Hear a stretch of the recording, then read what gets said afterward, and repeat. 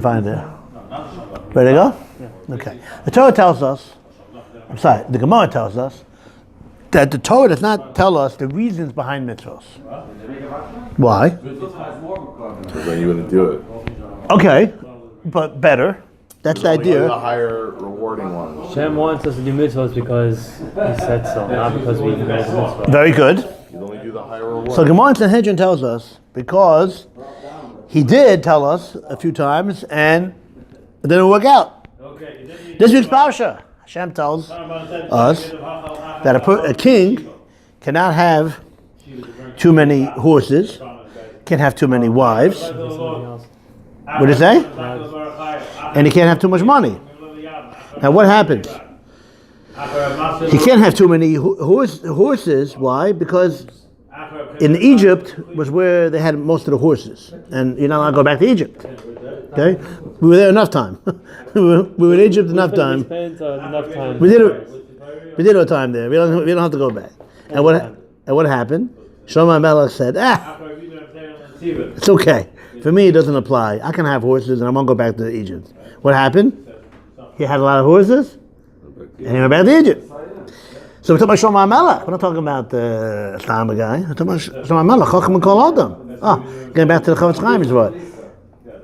Chazal call him Chacham and Kol Adam. I'm not calling him the wisest of all men. You know? This came up a few weeks ago. I was in someone's house. And something to do with Shlomo Melech, and somebody said there that that he was the Chacham and Kol Adam, he was the wisest man. I for sure said, who are you to say that? So I said to the lady of the house, I said, why he was the wisest man? He had 1,000 women telling him what to do. She liked it because I was, the women are smart. They give good advice. Okay, she liked it. She smiled. Maybe because I was leaving, or because no, it was after the meal, or because either because I was leaving or because I said something good, something that she enjoyed. I'm not sure, but that was just a quick story over there. So Shlomo Melech was the Chacham and Kol Adam. He was the wisest of all men. The Torah, Chazal call him that, but yet he said, I know better. And what happened? He went back to Egypt. You're not allowed to have a lot of women. You could only have 18 wives, and he said, they're not going to turn away my heart. Nothing's going to happen to me. What happened, Max? They did turn away his heart. Okay? So, and can't have a lot of money, and all that stuff. Now, right. Now, the Gemara doesn't give a shear about how much money. Because of his love, lo yabel lo mod. I don't think Chazal give a shear how much money. Okay? So, very good. So, oh yeah, he only has a lot of he's only allowed to have enough money to to take care of his people, but more than the expenses and the things that he needs to run his kingship, he's not allowed to have. Okay, so says the Gemara in Sanhedrin again. The reason why the Torah doesn't give reasons behind mitzvahs because twice it gave a reason. You can't have a lot of horses because you're going to go back to Egypt. You can't have a lot of wives because the wives are going to turn away your heart. And what happened? Shlomo Melech, who was the Chacham and Kol Adam, again, the Chavetz Chaim's word, he wasn't Stam Chacham. Chazal call him, the sages call him a Chacham and Kol Adam. And what happened? He thought he knew better. The Torah gave a reason. He thought he knew better. And you know what? He violated the Torah. Yes, Matt. It's not like exactly what I was thinking. I was thinking more like, if you come to shul, you'll get like $1 billion in the whole Mahal or something like that. You know what I mean? Okay. As opposed to if you do bigger cholim, you'll get $1. Okay. That's what I was thinking. Okay, very good. So the Torah again says the Gemara did not give the reason behind mitzvahs, not schar, Max, not reward. But the reason why you can't do certain things, or the reason why you have to do certain things, is because when the Torah did give you a reason, it didn't turn out to be a favorable outcome. Says the Gemara, God said, okay, that's it, I'm done. I'm not giving out reasons for the mitzvahs. That is the Gemara in Sanhedrin. The Vilna Gaon says a beautiful idea to explain a Gemara in Masechah Shabbos, based on this Gemara. And I'll share with you the following Gemara. The Mishnah says that on Shabbos, one cannot read lo yikare le'or haner. You cannot read by the light of a candle. That's what it says in the Mishnah. That's it. Okay? In the Brisa, next page, the Brisa is the same thing as the Mishnah, but the difference between the Mishnah and the Brisa is for another time. But it's basically the same status of a Mishnah. Okay. For another shir, we'll go into the whole transmission of the Torah Shabbat Peh, what a Mishnah is, what a Brisa is. Okay, but on the next page, the Talmud brings this Brisa that says, Lo yikori lo aner, shema yata. Because you might, on Shabbos, again, there's no electricity. The only thing you had was the light of the candle.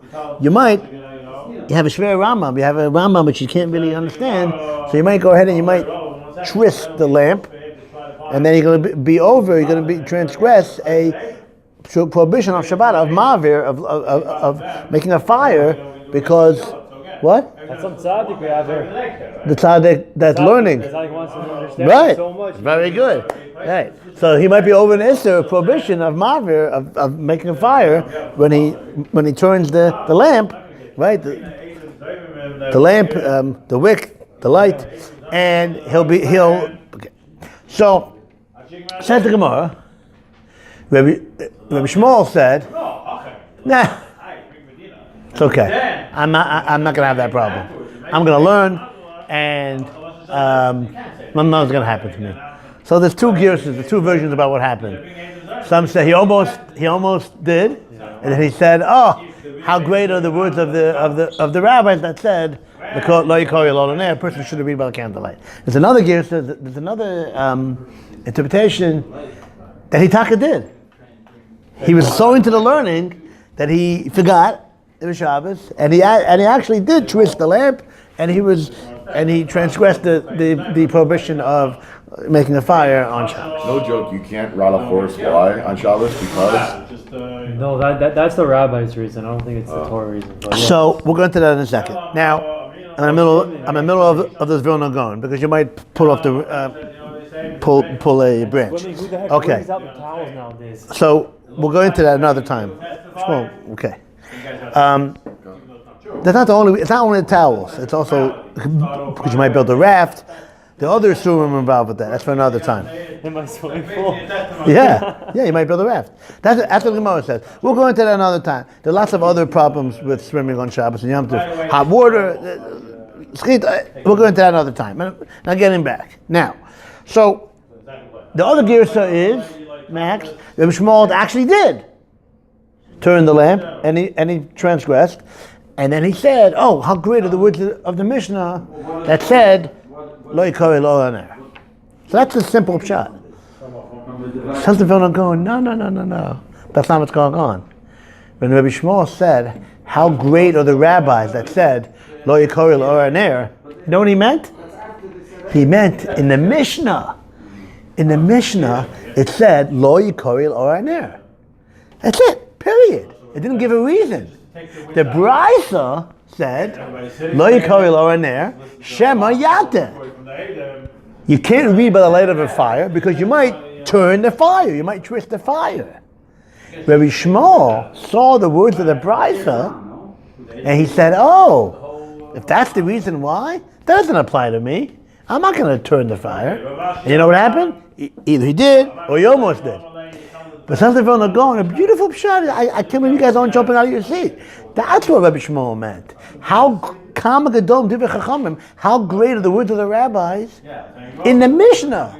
In the Mishnah, it didn't say a reason. It just said Lo yikori lo aner. Says Rabbi Shmuel, you know why I got into the problem? Because of the Brisa. The Brisa said shema yata, because the reason is because you might turn the lamp. And then he said, "Oh, I know better. I'm not going to turn the lamp." If I would have listened to the Mishnah and not figured out the reason, I would have been better off. That's what he meant. How great are the words of the rabbis in the Mishnah that didn't give a reason. In the Brisa, when it gave a reason, I came up with a whole cheshbon calculation why it didn't apply to me. And that's why I got into trouble. In the words of the Mishnah, there would be no room for a misunderstanding because it doesn't give a reason. If it doesn't give a reason, then you don't think you know better. That's what Rabbi Shmuel meant. How great are the words of the rabbis in the Mishnah that didn't give a reason. In the Brisa that gave a reason, That's why I got into trouble. In the Mishnah, I didn't give a reason, and they get into trouble. Says the Vilna Gaon, that's Pshat in the Gemara and Shabbos. So that could be that these two Gemaras go together. The Gemara Sanhedrin, I said before. The reason why the Torah doesn't mention the words, the reason behind mitzvahs, is because once it gives a reason, you get into trouble. That's based on this Gemara and Shabbos too. The two things go together. Because you see from Gemara and Shabbos, the same idea. That once the Chachamim gave reasons behind mitzvahs, they got into trouble. Or they almost got into trouble. Just like Hashem said about Shlomo HaMelech, that once I gave him reasons, he also got into trouble. So that's the idea. That once you think you know better, then you might get into trouble. If you don't give a reason behind anything, then you don't get into trouble. That's just the source for the famous parents tell their children, because I said so. Why? Because I said so. Because if you say the reason, then the kids think that they know better.